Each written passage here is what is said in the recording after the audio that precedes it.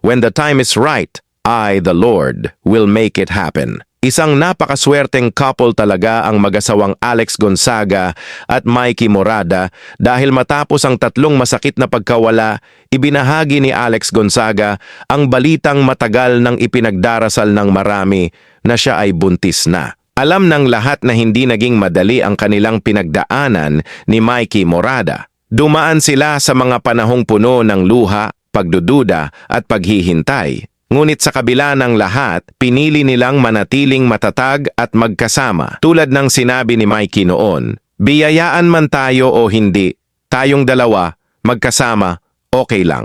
Isang napakabait talaga na asawa din nito ni Mikey, isang asawa na pinapangarap ng lahat ang katangian nito. At ngayon nga, ang kanilang kwento ay nagsisilbing inspirasyon at paalala na may mga panalangin na hindi agad nasasagot. Ngunit hindi ibig sabihin na hindi ito naririnig. Minsan, sinusubok muna ang ating pananampalataya bago dumating ang pinakahihintay na biyaya. Sa lahat ng patuloy na naghihintay, lumalaban o nagpapagaling mula sa isang pagkawala, sana'y magsilbing pag-asa ang kwento ni na Alex at Mikey. Ang bawat luha, bawat dasal, at bawat araw ng paghihintay ay may dahilan. Dahil minsan, ang dating dahilan ng pag-iyak ay siya ring magiging pinakamagandang patotoo ng kabutihan at tamang panahon ng Diyos.